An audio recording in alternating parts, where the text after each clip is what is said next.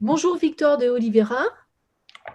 Nous allons marcher et sans doute même nous allons courir avec vous sur la scène du Théâtre national de Bretagne du 30 mars au 2 avril. Le public breton aurait dû assister aux représentations de Incendios, Incendie, un texte de Wajdi Mouawad, qui est auteur libano-québécois, directeur du Théâtre national de la Colline. Je dis un texte, mais en fait, il s'agit d'une très riche, très dense, très tumultueuse épopée où, à la quête des origines, se mêle une réflexion sur l'exil et le déracinement, le destin et la fatalité. Cette représentation qui n'a pu avoir lieu aux dates prévues à Rennes ne va donc exister pour l'heure et pour les spectateurs du TNB qu'à travers vos mots, comme chacun des artistes qui participent à cette série de Polaroid. Vous avez accepté, Victor, de répondre à quelques-unes de nos questions. Voici la première. Le public vient de s'asseoir dans la salle du théâtre. Nous sommes le 30 mars au soir. Le silence se fait. Quels sont les premiers mots que ce public aurait dû entendre? Hmm.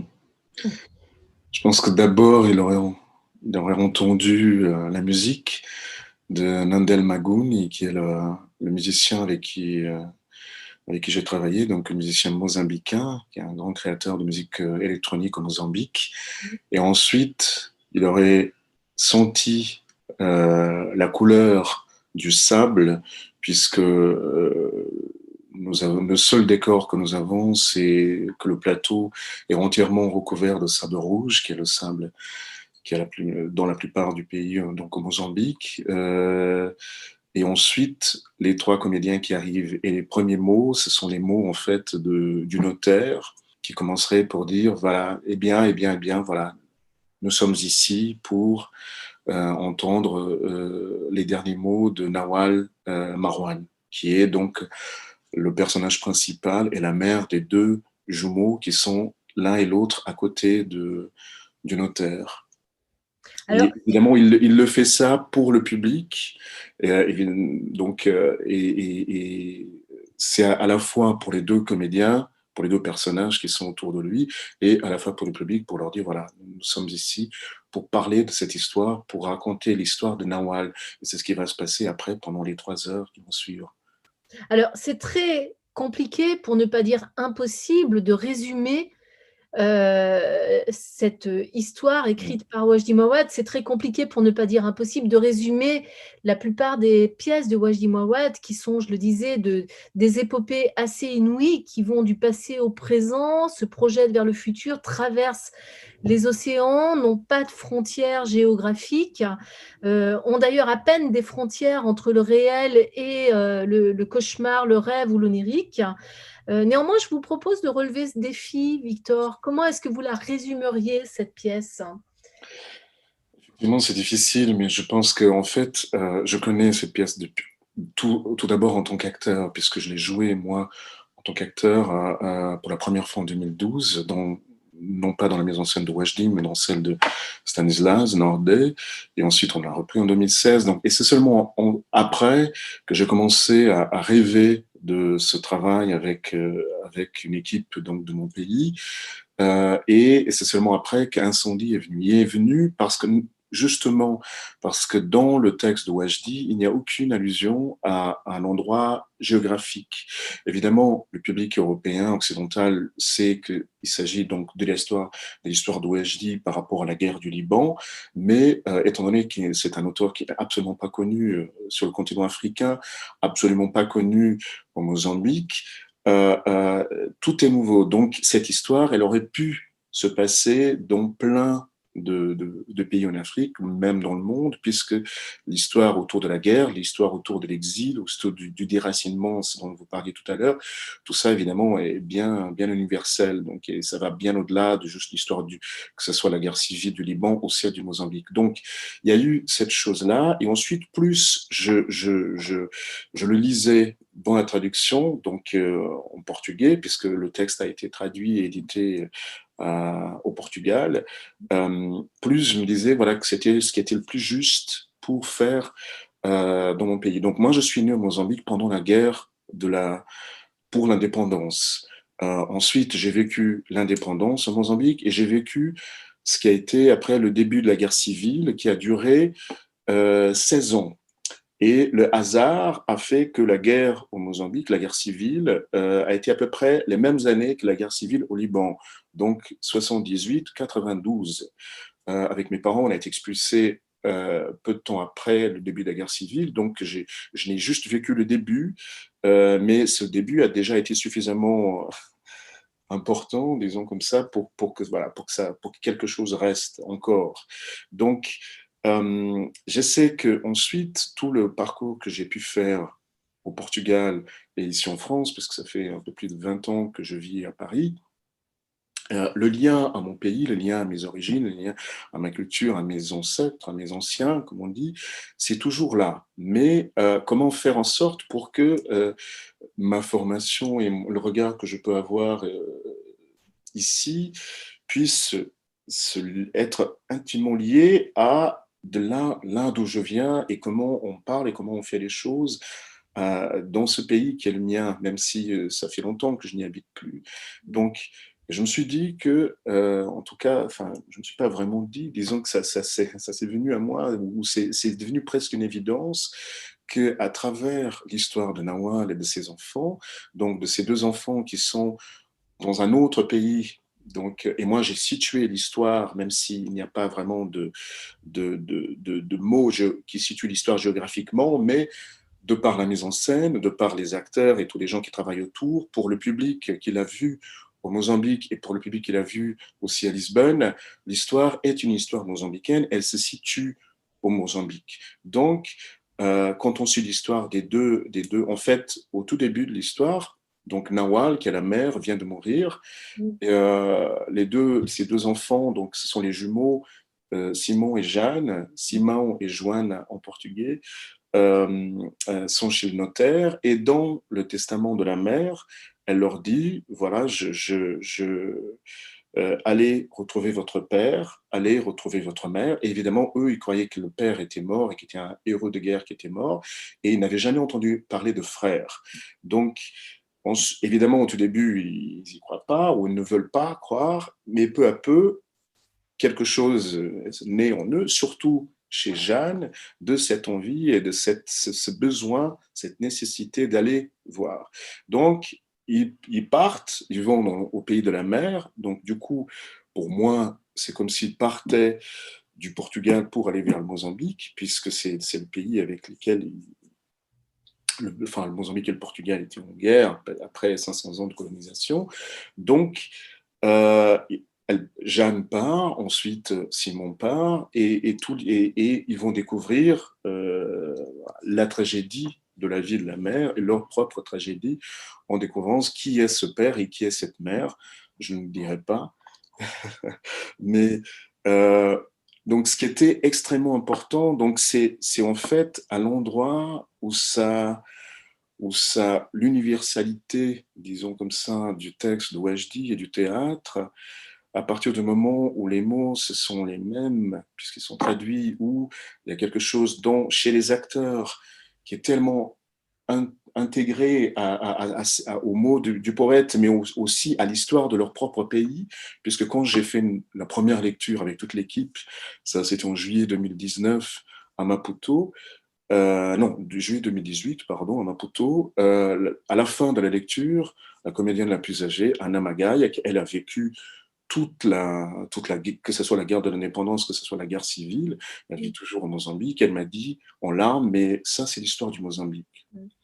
Donc, à partir du moment où on raconte sa propre histoire, où on croit à raconter sa propre histoire, même si cela passe par les mots du poète ou du dramaturge, il y a quelque chose qui se passe chez les acteurs et chez les gens qui créent la pièce qui est juste absolument incroyable. Et pour moi, ça m'a complètement changé, vraiment, parce qu'il fallait que je le fasse. Et dans mon rapport au théâtre, dans mon rapport même à ma vie ici à Paris, dans mon rapport à comment je suis en tant qu'artiste, cette expérience-là, enfin, il y a eu vraiment quelque chose qui s'est déposé, disons comme ça, et maintenant on verra voilà, qu'est-ce que ça va créer en moi, comment ça va prendre forme, mais c'est absolument vertigineux. Mm. Je ne sais pas si j'ai vraiment répondu à votre question, mais Oui. donc je ne veux pas dire ce qui se passe après Mm. qui est ce père et ce frère que Jeanne et Simon vont rencontrer, mais il y a comme ça tout un chemin initiatique, si vous voulez, puisque non seulement ils vont rencontrer ces deux personnes, mais ils vont aussi se retrouver eux-mêmes, donc dans le deuil de la mère et dans ce besoin de se rencontrer eux-mêmes, de savoir qui ils sont.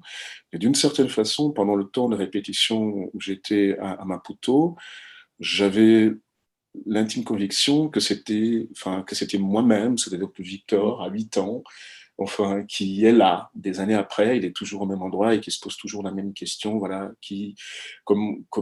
pourquoi je suis là, pourquoi les choses se font comme ça, pourquoi je suis parti, enfin, tout un tas de questions qui me structurent et qui après prennent forme, je crois, sur le plateau avec les comédiens, avec l'équipe d'artistes avec qui j'ai travaillé. Mm. Donc, et ce chemin-là, moi, je le trouve absolument fabuleux et oui, vertigineux, c'est le mot, parce que c'est comme ça que je me suis senti. Mais ce que vous racontez, Victor, c'est que c'est un chemin à la fois artistique, mais c'est aussi un chemin humain. Et en fait, il y a une question que j'aimerais vous poser, c'est lorsqu'on est comme c'est votre cas, comme c'est le cas de Wajdi Mouawad, comme c'est le cas aussi de beaucoup d'artistes installés en France et qui viennent d'Amérique du Sud, exilés par contrainte, c'est-à-dire on n'est pas dans son pays d'origine, on adopte un autre pays de vie. De quelle manière est-ce que le théâtre peut devenir cette patrie, cette terre confessienne, et où on va pouvoir précipiter tout cet arrachement, tout ce déracinement, et reconstruire, même si c'est éphémère, reconstruire une possibilité de vie. On a parfois l'impression que la scène du théâtre peut être presque un tiers-lieu qui accueille justement toute la douleur hein, de l'exil et toutes les interrogations du déracinement. C'est C'est une, émouvant, hein. c'est une bonne question. Ouais.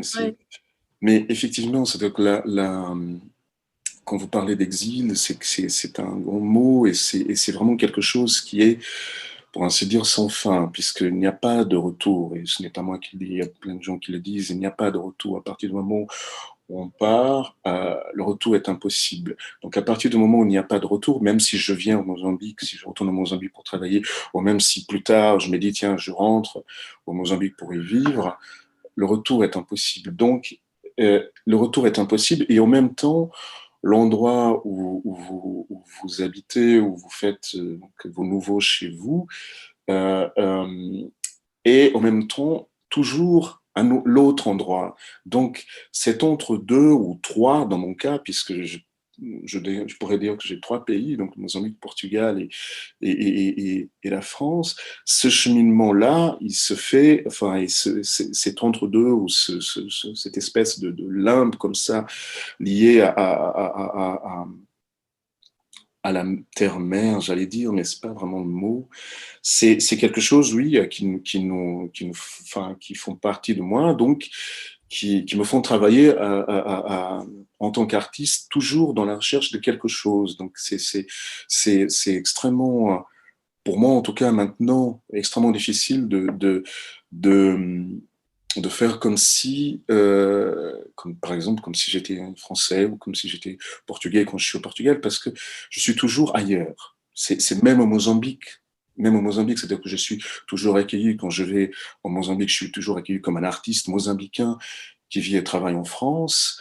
Mais en même temps, je suis toujours celui qui est ailleurs. Donc, comme ici, la même chose. Donc, toutes les questions, parce que je suis métisse, premières questions qui viennent sur vous venez d'où, évidemment. Donc, ça remet toujours à cet endroit des origines, mais les origines, c'est très compliqué. Effectivement, je dis on parle beaucoup, on parle très bien, et dans la dernière pièce, enfin une des dernières pièces, dans Tous les oiseaux, il parle enfin, beaucoup de cette question de est-ce que notre identité doit être forcément liée à nos origines? Est-ce que je ne peux partir que de là? Je pars du principe que, enfin, ça, c'est extrêmement important, mais après, ce que je suis aujourd'hui et ce que je fais. Et par exemple, l'incendie, là, ce que j'ai pu faire moi, forcément, je fais avec qui je suis moi aujourd'hui, avec la formation que j'ai eue et avec cette culture française qui est la mienne, enfin que j'essaye de comprendre et que j'essaye et dans laquelle je baigne depuis quelques années. Donc, et en même temps, je fais aussi avec ce que j'ai pu apprendre en passant toute mon adolescence au Portugal et évidemment avec tout ce que j'ai du fait d'être né en Mozambique et d'avoir toute la culture de mes parents, de mes grands-parents, etc., qui est liée à ce pays. Donc,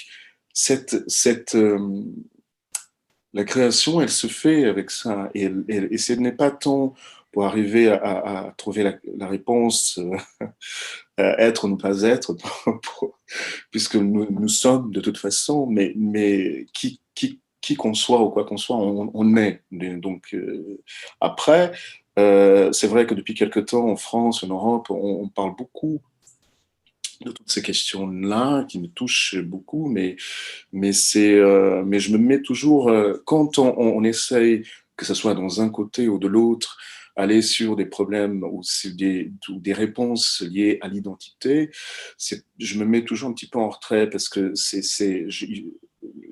il faut le prendre avec beaucoup d'attention, enfin de finesse n'est pas le mot, mais de délicatesse et d'attention, puisqu'on peut très vite tomber dans l'un ou l'autre cas qui sont extrêmes dans les deux sens. Donc, et du coup, c'est d'autant plus que moi, je me retrouve encore une fois au milieu de nulle part. Mm. On va en parler beaucoup, mais ce n'est pas vraiment le sujet ici, même si voilà, c'est lié à tout ça, évidemment. C'est complètement lié, mais malgré tout, vous dites, Victor, je suis toujours ailleurs. Je reviens à ma question précédente. Est-ce que vous êtes chez vous sur la scène du théâtre, dans le théâtre? Est-ce que là, il y a un chez vous que vous arrivez à déterminer, à identifier et qui peut aussi vous sécuriser d'une certaine manière? Ce qui voudrait dire que je pense qu'il y a dans cette longue période de confinement que nous traversons et donc de fermeture des salles, il y a sans doute aussi des artistes pour qui la fermeture des salles est cruelle, pas seulement sur un plan économique et parce que les projets n'aboutissent pas, mais elle peut être aussi cruelle pour d'autres raisons et peut-être parce que cet accès à votre chez vous, vous ne l'avez pas, ou vous l'avez Mm. moins, ou vous ne l'avez plus. Absolument, absolument. C'est-à-dire que je sais que j'ai commencé à faire du théâtre en fait au lycée, à l'école. Et c'était pas parce que je connaissais le théâtre, je n'étais jamais allé au théâtre. Dans ma famille, personne ne va au théâtre, toujours pas d'ailleurs. Donc je suis juste allé parce que pour moi, c'était l'acteur et acteur, c'était cinéma. Et j'étais tellement, je n'avais pas de groupe d'amis, j'étais tellement traumatisé par l'histoire de la guerre au Mozambique que je n'avais pas ça jusqu'à 16 ans. Donc je faisais école, maison, maison, école. Et à la maison, c'était la télé, le cinéma américain qui au Portugal était en VO. Donc du coup, c'était le lien à l'anglais parce qu'on a passé par l'Afrique du Sud avant d'arriver au Portugal. Donc, et les films, et les films. Donc c'était vraiment cette histoire. Et à partir du moment, ça je me souviens très bien, du moment où j'ai fait mon premier cours, entre guillemets, dans le groupe de théâtre de l'école, j'avais l'impression d'arriver justement à être moi-même. Parce que tout d'un coup, je faisais des choses que je ne faisais pas en dehors, puisque j'étais tellement fermé sur moi-même que c'était impossible. Donc ça, oui. Et ensuite, euh, pour la petite anecdote, le premier spectacle que j'ai fait, j'avais 16 ans, je faisais Le Petit Prince. C'est-à-dire que cette histoire du petit garçon qui passe comme ça de pays en pays en essayant de trouver donc une raison et de trouver qui il cherche ou qui il est et de trouver une raison à chaque chose et de trouver des réponses à chaque chose. Évidemment, c'est donc que moi, je ne connaissais pas Le Petit Prince, je l'ai lu pour ça. Je l'ai fait en me disant, ben, c'est super, c'est génial, jusqu'au moment où on dit, tiens, c'est étrange, un petit prince avec des bouclettes noire plutôt que blonde. Donc, et en même temps, je me sentais complètement à ma place. Et après, évidemment, c'est donc c'est toujours la même chose, c'est toujours l'endroit où je me sens bien, mieux, parce que je ne suis je peux dire, je peux vivre d'autres choses. Depuis quelques années, parce que je fais un peu plus de mise en scène, donc euh, c'est aussi l'endroit où je vais encore plus profondément dans ce qui m'intéresse et ce qui est plus lié à moi-même. Parce qu'en tant qu'acteur, souvent, vous êtes enfin, engagé pour des spectacles avec des metteurs en scène que vous n'avez jamais travaillé, pour des spectacles où vous trouvez que c'est bien, mais vous ne voyez pas très bien. Donc, il y a toujours quelque chose où on est dépendant du désir de l'autre et on se met au service du regard de l'autre. Tandis que quand, à partir du moment où je commence à décider que j'ai envie de faire tel ou tel spectacle, c'est mon regard à moi et mon chez moi que je mets sur le plateau. Donc, du coup, il y a quelque chose qui va encore plus profondément, oui, dans cet endroit, qui est cet endroit dans lequel je me sens bien. Enfin, le mot qui était venu tout à l'heure, c'était chez moi, mais bon. Et c'est vrai que depuis plus d'un an, moi, je n'ai pas été sur un plateau, enfin, en tout cas pour jouer, j'ai été pour faire des présentations de saison comme au TNB, j'y étais, mais j'étais pour donner des cours avec des élèves, mais je n'y ai pas été depuis plus d'un an sur un plateau de théâtre pour jouer. Et évidemment que c'est juste mais insupportable parce que j'ai l'impression d'être justement dans un genre de no man's land où quelque chose me manque, ou quelque chose où on est sur voilà, où on fait les choses, toutes les choses avancent, on, on, on, on vit, on rêve même, on travaille sur des projets, mais il y a quelque chose qui n'est pas là et qui est fondamental. Et en même temps, je dois quand même vous dire que je n'oublie pas que tout ça passe après ce qui est essentiel. Et ce qui est essentiel en ce moment, c'est le fait qu'il y a encore des centaines de personnes qui meurent. Donc, mon manque de plateau Ouais. n'en a rien à faire. C'est-à-dire Ouais. que ce n'est vraiment pas important. Ce qui est Mm. important, c'est qu'on arrive à faire en sorte que cette pandémie s'arrête, qu'on arrive à faire en sorte qu'il y ait de moins en moins de morts, qu'il y ait de moins en moins de gens contaminés. Ça, c'est le plus important. Mon besoin de théâtre, il passera toujours après mon besoin de vie, tout simplement, quelle Mm. qu'elle soit. Mm. Donc, euh, je pense que les artistes pensent, enfin, en tout cas, oui, je ne peux pas Mm. dire le théâtre c'est ma vie, ces choses Mm. comme ça me semblent, là où j'en suis, non, Mm. non, non. On va devoir se quitter, Victor. J'aimerais beaucoup, mais je ne sais pas si c'est possible, que peut-être les derniers mots de ce texte, Incendie, si vous les connaissez, ou un autre passage, peu importe, vous nous le disiez, mais en portugais, que vous parliez. Oui. Cette langue est Ah, tellement belle il y que c'est a, dommage de s'en priver.